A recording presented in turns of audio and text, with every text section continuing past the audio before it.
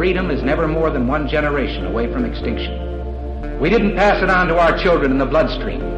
The only way they can inherit the freedom we have known is if we fight for it, protect it, defend it, and then hand it to them with the well-taught lessons of how they in their lifetime must do the same. And if you and I don't do this, then you and I may well spend our sunset years telling our children and our children's children what it once was like in America when men were free.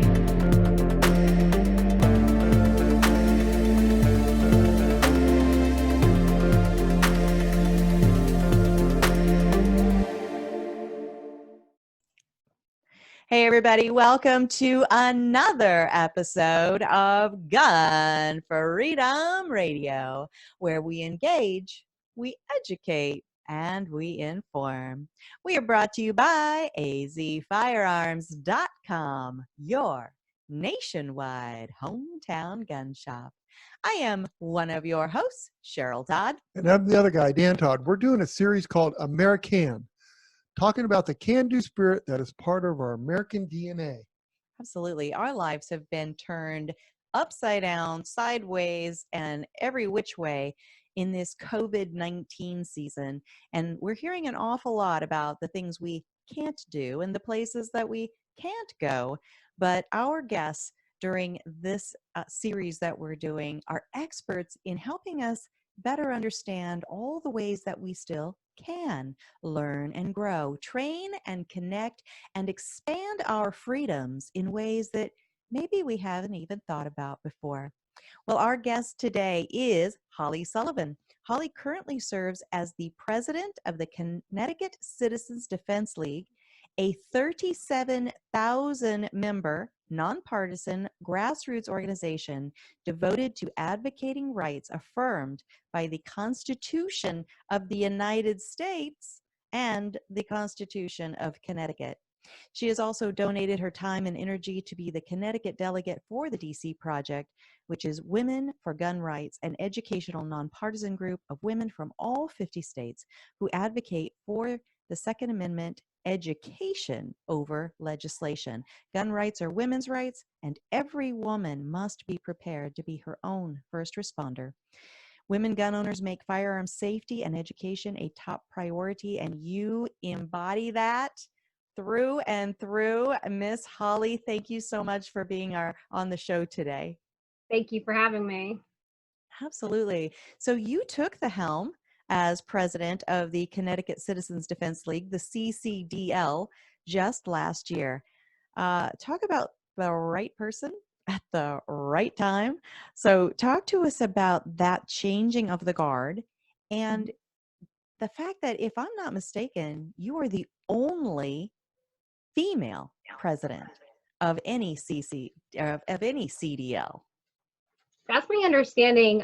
So yeah, it's been a tremendous honor. So I worked really closely with Scott Wilson, who not only was the last president, but was the only previous president. So he put in an incredible decade of his life to grow this organization from just a few people sitting around a table saying, I think we should do something, to fast forward to almost 11 years later, where he said, okay, it's time for some new blood and some new ideas. And that's one of the things that I think you see in a great leader, is somebody who's willing to pass the torch because they realize that this isn't theirs to keep forever.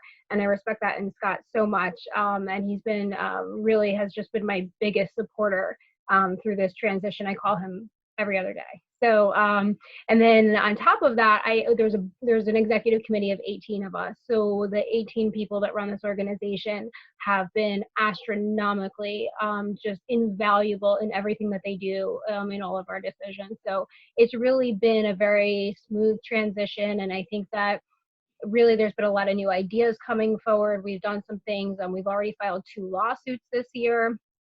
So I'm really looking forward to what else is to come.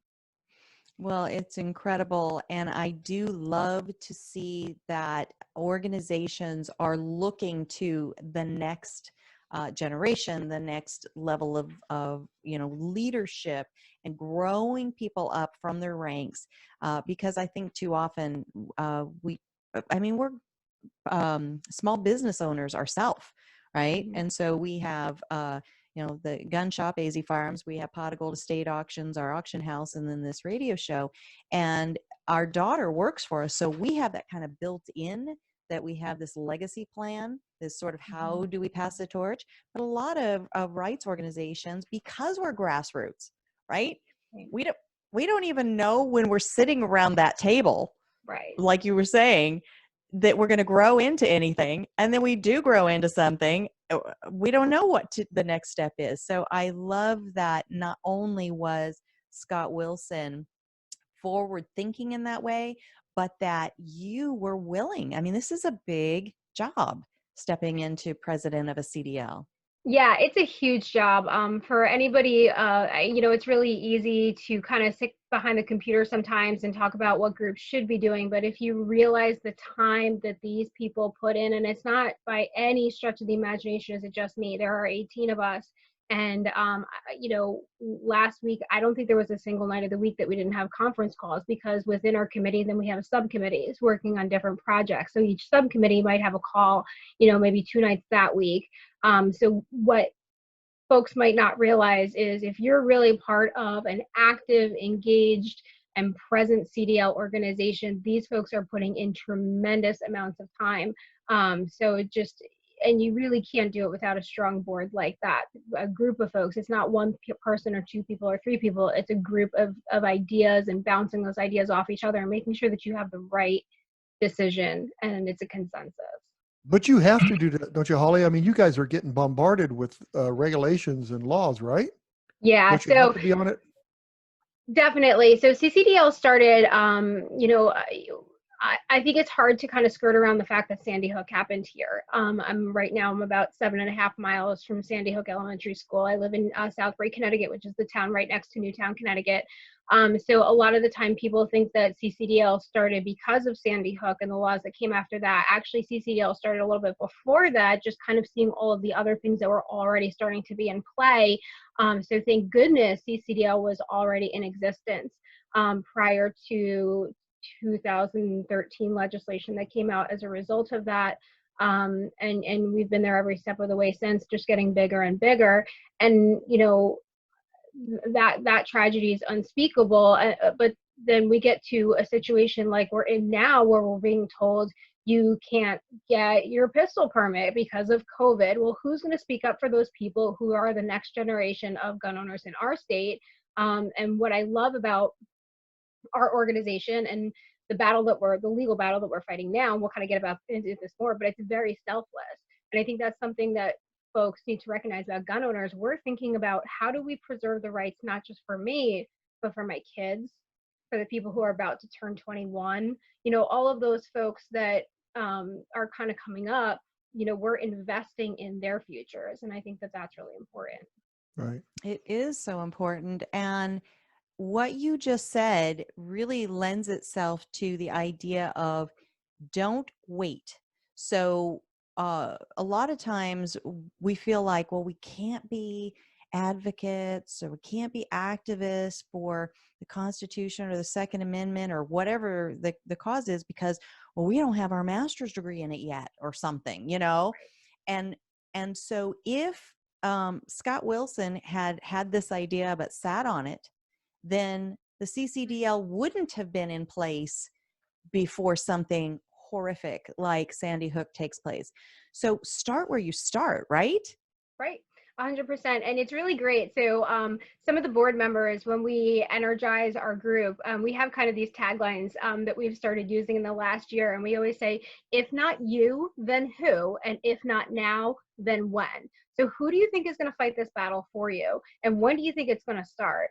So if you're not happy with gun rights in your state, you're the person to get involved, and now is the time to do it. And there is no preparation involved other than coming to us and say, how can we help? Because everybody has a talent to bring to the table, and whatever that is, there is an avenue for that in gun advocacy.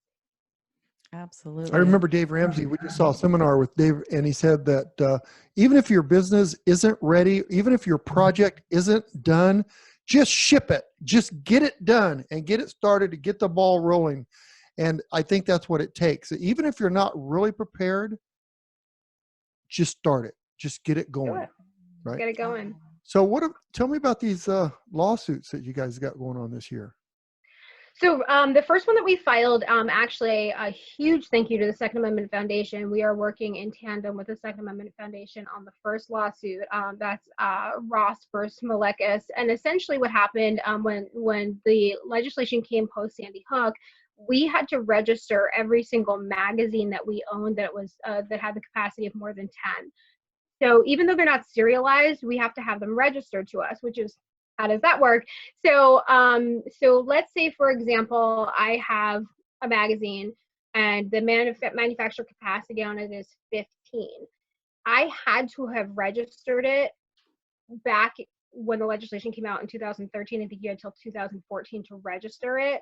So then if I were to ever get in trouble, they're going to say, okay, show me that one registered magazine. And if I have 5 of them, I'm in big trouble, right? So, so it's really, because they're not serialized, it's not like a firearm where you can kind of track it. It's a magazine. So it's only kind of, if you're found with it, kind of a punitive implication of that law. So regardless, so the premise of this lawsuit is that essentially the only people, and I'll kind of backtrack. So if you have one of those registered magazines, you're allowed to keep it, right? So I can't buy any new ones. We can't have anything past 10. So our ARs look ridiculous. They've got these little like nubs, you know, but you can't buy new ones. But if you did register one at that period of time, you're allowed to keep it, but you're only allowed to put 10 rounds in it. So you're not allowed to use it the way it's meant to be used. You can only put 10 in there. But what's happened in the years since then is law-abiding gun owners, they are as careful as they can be. Sure hope they remember when they leave the range to only put 10 in it and not 11, or they're, you know, we've got a problem. But who's not following that are criminals. So Right. Criminals that get a standard capacity magazine, we don't call them large capacity because to the rest of America, they're just how magazines are made. But here in Connecticut, there are these horrendous devices that automatically just, you know, murder people. But yeah, so if a law-abiding gun owner can only put 10 in there, but a criminal can load it the heck on up, and they'll probably get a plea deal anyway, you know. Right. They're not even going to charge him with it. Yeah. Yeah, you know, and that's one of the frustrating things about being in this fight is that we see good folks that make a simple mistake have tremendous impacts on their lives, and then criminals that are out there with unregistered guns or whatever, and they're caught in a crime, they get pled down, you know. So at any rate, the premise of this lawsuit is essentially based as the constitutionality of us not being able to use that registered magazine as it's designed to be used to the standard capacity. It doesn't impact new magazines. We won't get that right back until the Supreme Court passes some kind of ruling down. But at least we're trying to fight for those folks who did the right thing, registered their standard capacity magazines, that they're allowed to use them as they were designed to be used. That is really strange that they would register something that doesn't even have a serial number. How could they? Yeah. And you know, I've just recently reread the Constitution of the United States, and nowhere in there do I see any of that. So, you know, we have strayed so far off the mark, and we've become such this whole thing has become a permissive system, right? Where we just have to keep asking, oh, please, sir, could I please possibly have any of my, and even that, you're trying to get your rights back. Well, they're God-given. So God didn't take those away from you. Some splash of ink on a paper is altering them, but it's really offensive to live that way and to have to say I'm trying to get my rights back. And I am so thankful that there are people like you that get it, that are doing everything you can, because you have a daughter that's about the same age as my granddaughter. Yep.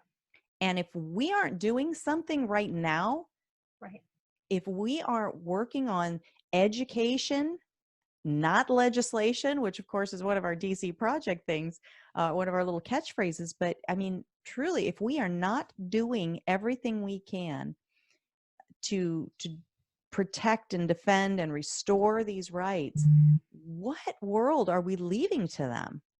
Right. No, I totally agree. It's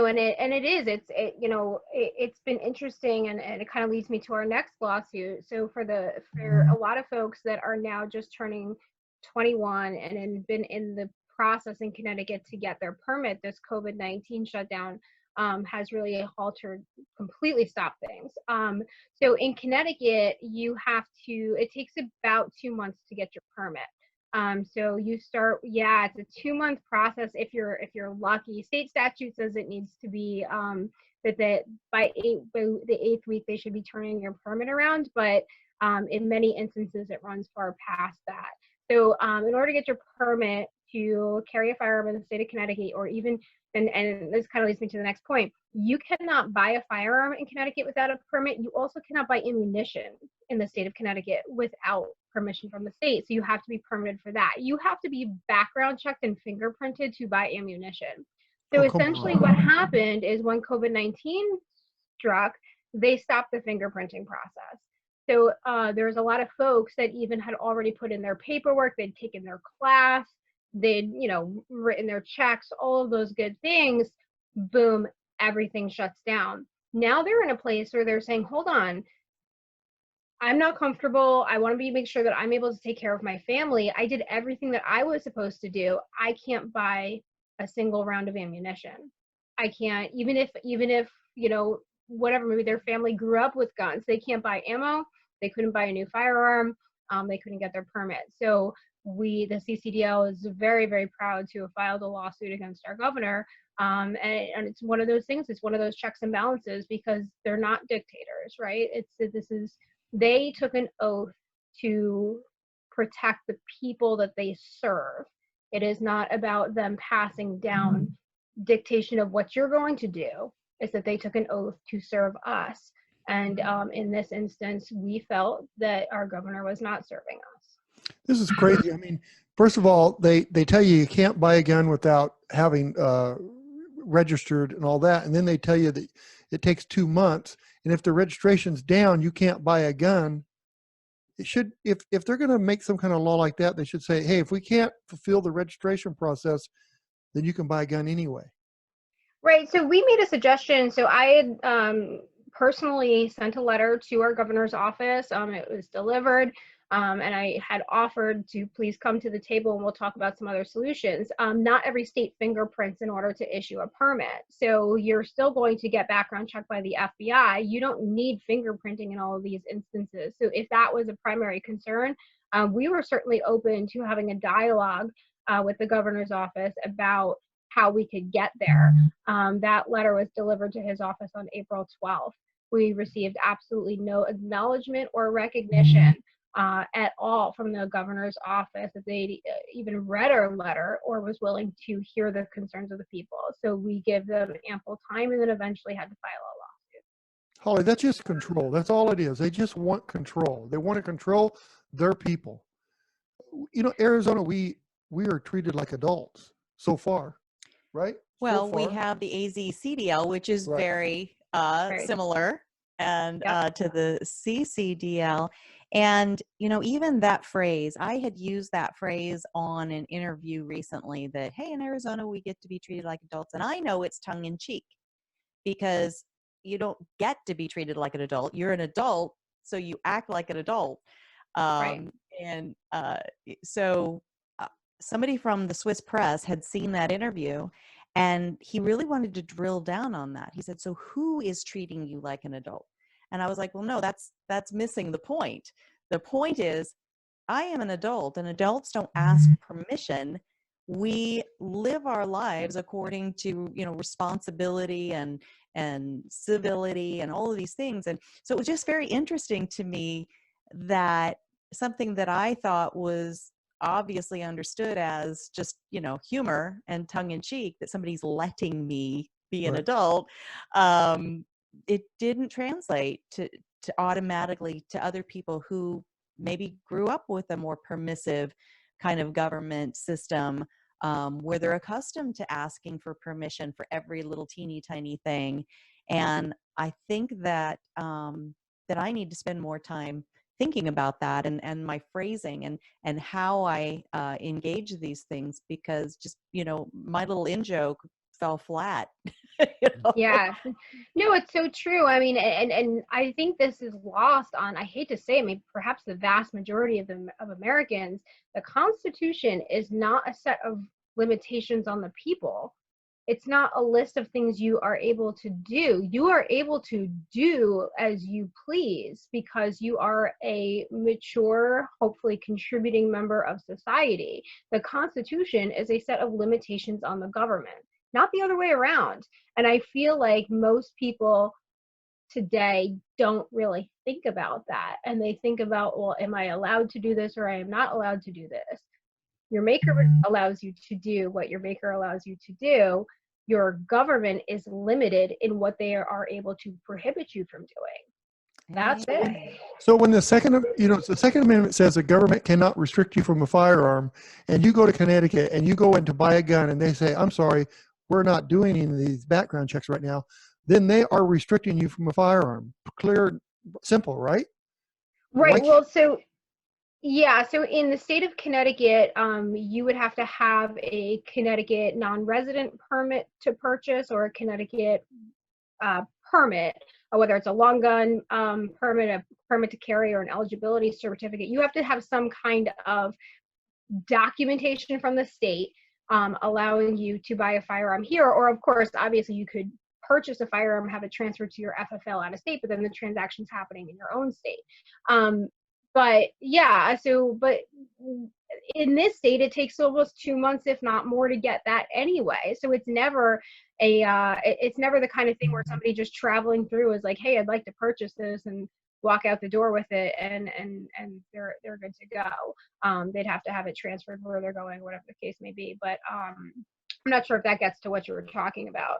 But just the fact that they're denying you the right to own a firearm. You as a citizen of Connecticut.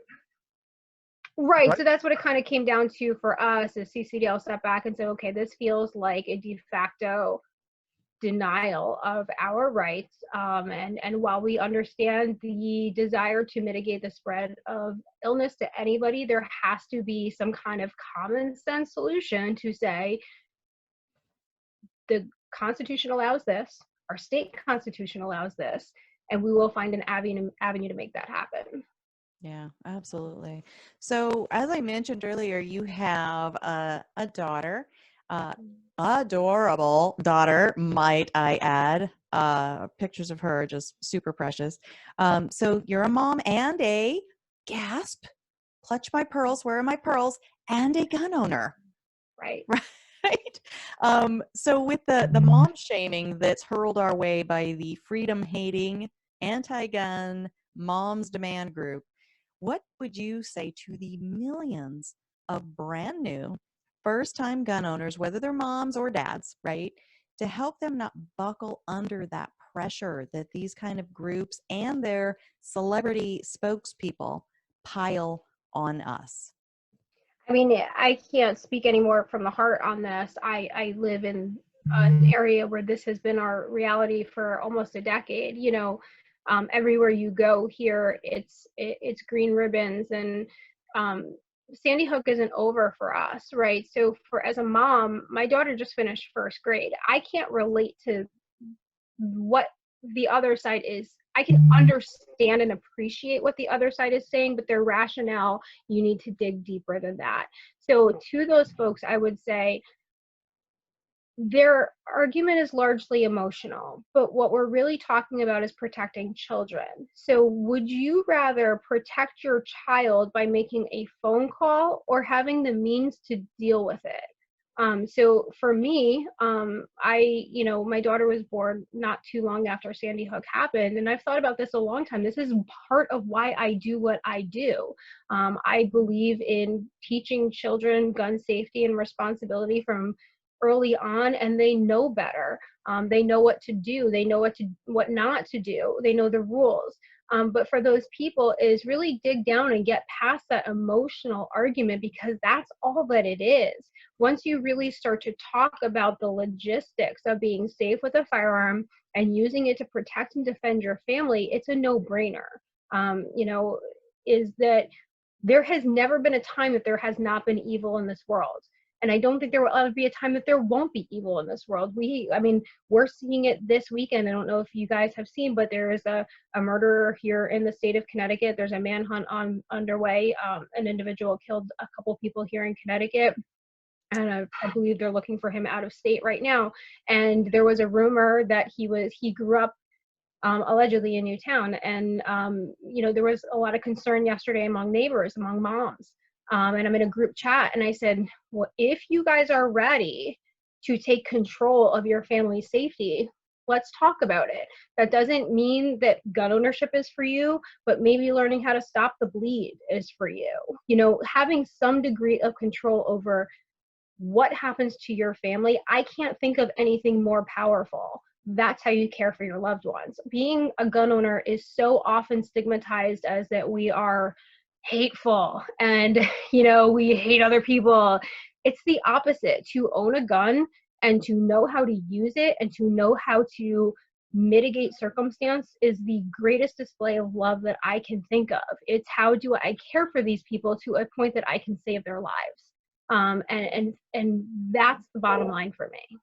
I think the only thing gun owners would say about hate is we hate being victims. Yeah, right? For sure.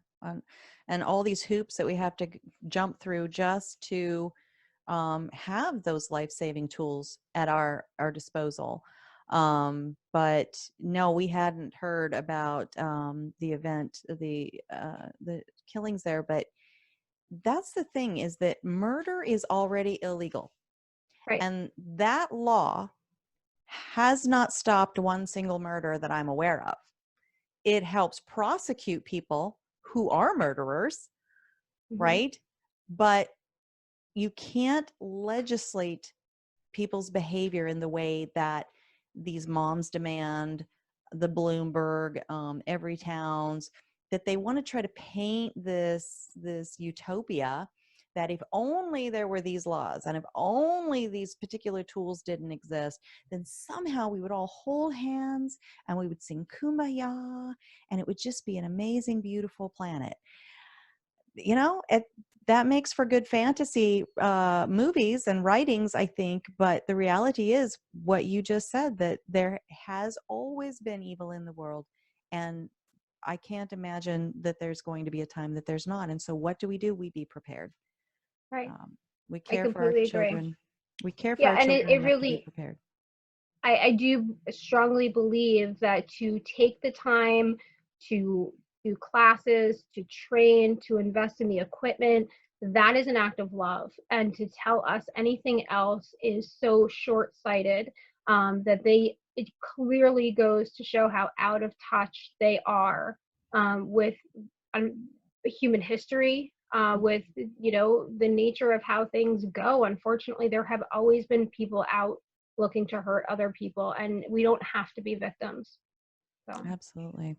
Well, you dedicate a lot of your time to the protection and preservation of our constitutional freedom and liberties. Not only are you the president of the CCDL, but you're also, as I mentioned, the Connecticut delegate for the DC project. Where did all this passion come from? Were you always, really geared towards the Constitution? Were you raised around guns? Is this something that came to you later in your adult life? So I grew up in Westchester County, New York, which is the first county right north of New York City. So it's definitely not the most gun-friendly area. Very difficult to get a permit in that area. And my dad was a gun owner. He was a small business owner. He would carry cash at the end of the night, and he had a valid reason to have to do so. And my dad and I, from the time I was 7, 8 years old, he built a big workbench and he taught me how to reload ammunition. And that was our bonding time. I just thought it was fun time to hang out with my dad, and we'd measure out the primer, measure out the gunpowder, pop the primer out, the old primer out, put a new one in. And I would sit there and I would reload ammo with my dad, and he would go to the range and he would practice, and it really just kind of stemmed from those small talks, those a little nudge here or there. He never really was in my face, like, you need to believe this and you need to believe, but just little comments that he would say, well, do you think that's right? Or do you think that that's fair? and I think every child probably goes through a period that they're probably a little bit more, gosh, I don't want to use maybe a little bit more left leaning in their teens, early 20s, and I think you kind of come back. I think once you have responsibilities and things to protect and loved ones that mean that much to you, you kind of come back around. And for me, Sandy Hook was a huge part of that.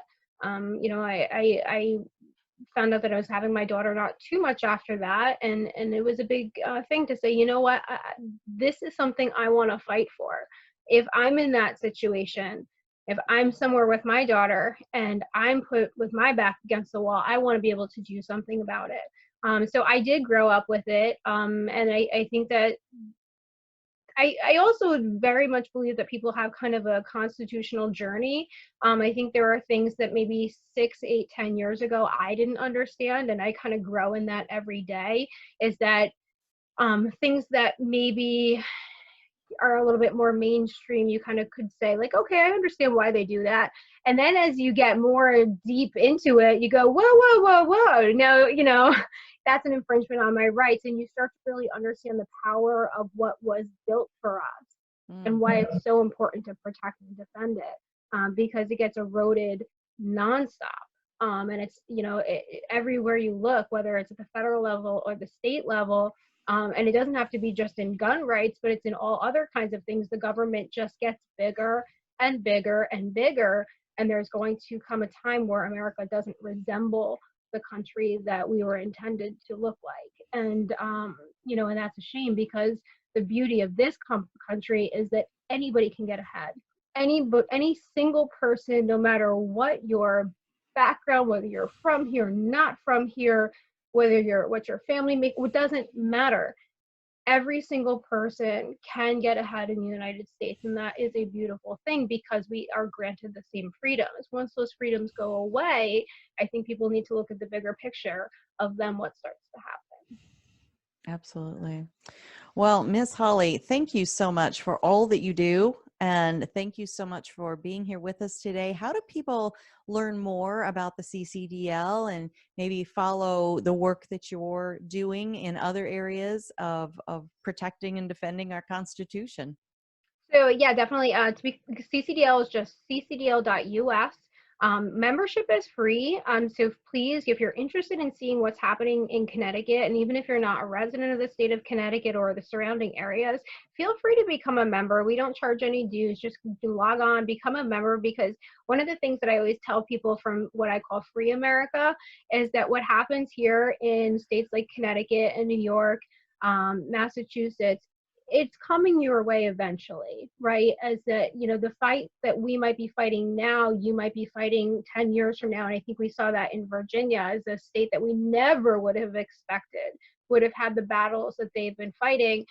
So watch what's happening in states like ours, because part of our mission is, obviously we want to protect the rights of the folks in the state of Connecticut, but we want to share this information and say, hey, this is what we learned being kind of on ground zero of some of these battles. So follow us and follow what's going on at CCDL.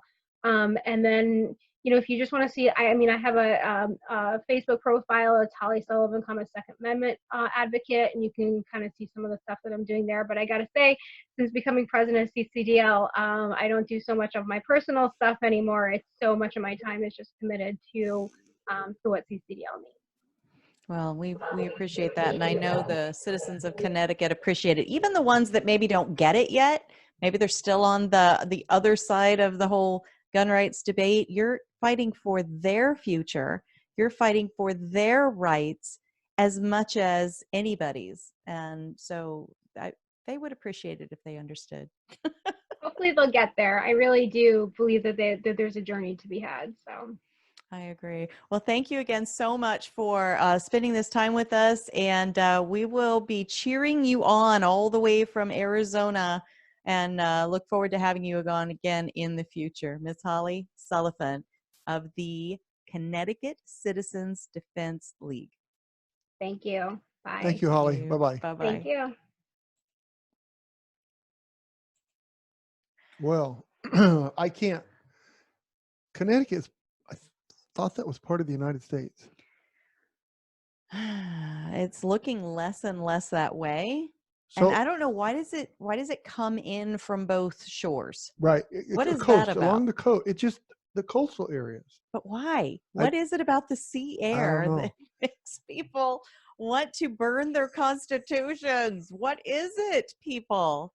I don't know, but it's extremely scary to think that, so people don't think about it. They say, oh yeah, it's okay if we do a background check. It's not going to hurt me.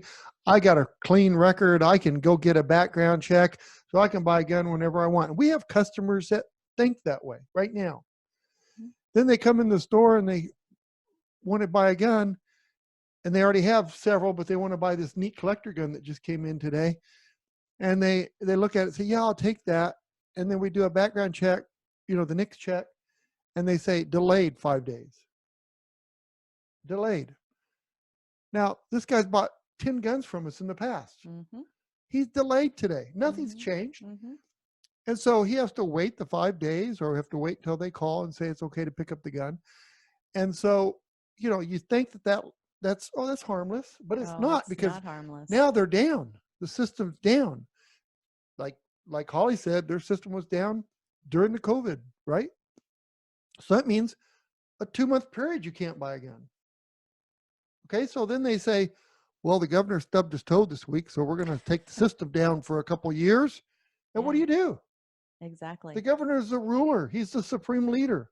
He says you can't buy a gun today. So guess what, guys? You can't buy a gun today. Why? Because you voted him to make that law. Bingo. Stupid.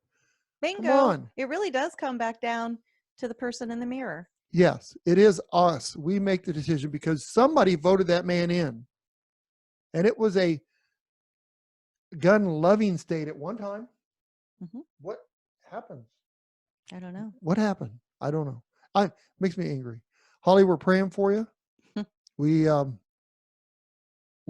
understand your battle, and we hope that you win this battle. Absolutely. Well, they've got the right person at the right time sitting in that president's chair of the CCDL. And I am just thankful to know her, blessed to know her. And I hope that this conversation inspires even one person who's listening or watching, just that inspires one person to go, all right, I'm not sitting on the sidelines anymore. I'm not fence sitting. I'm not waiting for somebody else to do something. I am going to get involved. I am going to educate myself. I'm going to make sure that I vote at every single level of every single election. So many of these people who get into these positions where they get to have, and we're seeing it so vividly during COVID, they get they win this election, and then the next election, the next one, and then finally they get into a position where they have actual control. Like maybe their first election was like school board, Mm-hmm. right? You don't have to declare what your party is. Nobody asks you how you feel about constitutional issues. You just get elected, and then they just chunk along. And they don't have to expose themselves as far as what their take is on the Constitution, and then they get elected to mayor, right? How many of these mayors across the nation are impacting your personal, individual life in the way that you would have never dreamed? Our mayors don't do that here. I mean, it's not. Oh, we have some in Arizona. We do, but I mean, the mayor like of Phoenix. Yeah, but like Arizona, like Avondale. I am calling her out. Oh yeah, but Avondale and Litchfield Park and all that, they seem to be pro service, not pro control. They're not. Like they see themselves as public servants, and they take their constitutional oath seriously. But yeah, I mean, the Phoenix mayor, she wanted to way overstep her actual role. Wouldn't let us go to the beaches. Yeah, that was a funny. Yeah, they closed. What is that, Babylon? The mayor closed all the beaches in Arizona. The Babylon Bee, yeah, which is one of those spoof sites. So funny. They had put that up there, and bless their heart. Some people were like, wait, Yeah, there's beaches in yeah. this? Well, the funny thing is that was funny, but the real funny thing is that some people commented that they don't have a right to do that. Yeah. So Yeah. anyway, They don't. I'm but, I'm even sitting if there we getting did have beaches. so angry about this because let's say I go shooting in Connecticut and I have my grandbaby, she's 5. She likes to count. So she says, I want to put some magazines in this ammo in the magazine. And she puts one extra round in. And we're driving and I get pulled over and they check to see that I have 11 rounds in a 10-round magazine. Mm-hmm. I go to jail. Mm-hmm. And or somebody pay a big fine, yeah, or end up in the or some other system person in some way. And it's like, okay, yes, you as the adult would be responsible for what Right. your 5-year-old grandbaby does. Okay, yes. But Come the on. difference between being on the side of the law and not on the side of the law is 1 round. And it's an arbitrary. That's the thing that kills me. It's arbitrary. Like, where do they come up with this? 10 is, perfectly, safe. And that extra one, that's just like, that 6-foot distance we're supposed to keep from each other with COVID. So 6 feet, cool, not going to die, right? 5.5 feet, Whoop, you're dead. everybody. Yep. Everybody. You might as well just lay down. No, I mean, not just you, but like you're causing everybody to die because you went 5.5. But I want to go back to this for a second because it's really bothering me is because then you got a guy that goes and commits a murder and he has a gun with 20 rounds in it. He commits a murder and they charge him with a murder, but then they give him reduced sentence because he does something. And then they drop the charges for the 20-round magazine because it's not worth prosecuting because we got him on this other charge. And then 2 years later, he's out on good behavior and does it again. It's just, but the guy that had the 11 rounds, it affects his life. It's almost like as if during COVID, they were releasing people who had gone through the court system. Yeah, they wouldn't do taken that. all the manpower, right? All the resources that it required to arrest and prosecute and sentence and incarcerate this person because there was supposed to be a legitimate reason for that. So it's almost like as if they released people like that because of COVID. But then people who had the gall to open their business and try to feed their family, by exchanging, dollars for inventory. Now let's arrest those people and put them, let's use more resources, arrest them because of COVID. Wait. So that it's almost like that, but that would never happen. And so in that real the life. guy that gets out, never would that happen. So the guy that gets out can go break into the building that the person's in jail and can't protect because they're in jail. It's a whole new world. Do you think that would even happen? No, I mean, no. No. And it's crazy talk. There's no Dan. way that people were released from prison because of COVID, and then there's no way that some of these people were arrested on the same day because of COVID. That's no. That must be this some is kind a of stupid movie script. Yeah. Like nobody's going to buy this movie script, Dan. So scratch that whole chapter. That's never going to fly. That would never actually happen in real life, except that it did. So yeah, there we go. So but we definitely need to pray for somebody. Oh my gosh, we need to pray for somebody. Well, first let's thank our listeners. Oh, thank you, listeners. No, for real, thank our listeners. That is my thank you. I You very did much not appreciate sound sincere. anybody that will spend a few minutes to listen to me. I really appreciate it. So thank you. I've been doing it for 35 years, people. Yeah. 35. And she still doesn't listen. This is true. She still doesn't listen.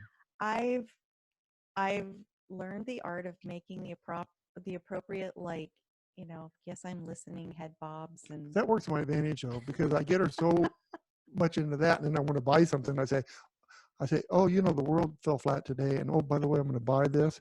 Oh, okay, that's nice. Mm-hmm, and then 2 days later, when I have it, she goes, Where'd you get that from? You told me I could get it. It's true. It does boomerang badly on me a lot, especially with Mr. Oh, by the way, I bought a Canon and another Canon that matches They it. got to have pairs. got to come in pairs. Is that how it works? Okay.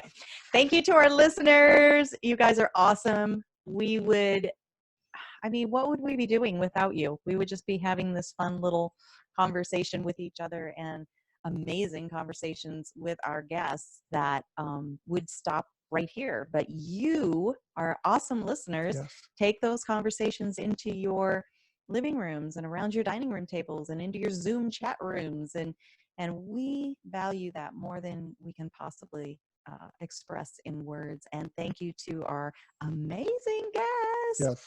Holly Sullivan. She is a hard working dynamo, just a dynamo. I'm just inspired by her. And she's like another cameo girl because polka dots is a camo. Because who would think? You see her at a grocery store, you'd say, she probably is a teacher, or she's a president of the CCDL. She is very much in the spirit of polka dots are my camo, which is just being an ordinary warrior. Just, we're normal, everyday moms and grandmas and dads and grandpas and whoever we are. And, we also happen to passionately protect and defend our constitutional But you rights. also have that old gray, white-haired guy with you that likes guns too, to kind of keep that going, right? I said grandpas, papas. That's your name, right? All right, we got to get out of here. So what do we do now? We pray for our nation. Yes, we do need to pray for our nation, especially along the coastal areas. Pray for our leaders, our representatives, especially around the coastal areas. Yeah. Right? Pray for our rulers in our coastal areas. Well, let's pray for the people who think they're our rulers, that they figure it out and they're not, right? And the people who elected them, that they won't re-elect them. Yeah, all you rulers out there, people are getting smart. This COVID thing is making people read and learn, and they're getting smart. So your ruling reign may not last too long. Yes, let's vote those people out. So pray for our leaders, representatives. Okay. All of them, Dan? No. All of them? Even the ones you don't like? Okay. Especially the ones you don't like. It's so angry. It makes me so angry to see people trying to control us like this. This is our country. The government works for us. Doesn't it? We are spreading that message via these microphones as we sit here. That is happening, that we are spreading that exact message. And it sounds like pretty soon on one of our shows, we need another Dan's commentary. And we're going to be spreading that like a virus. Helm. The new coronavirus. You missed your cue. Well, I'm angry. Okay. Can't you see? All right. See? We got to get out of here. Be good to each other. Have a great week. Bye. And God bless.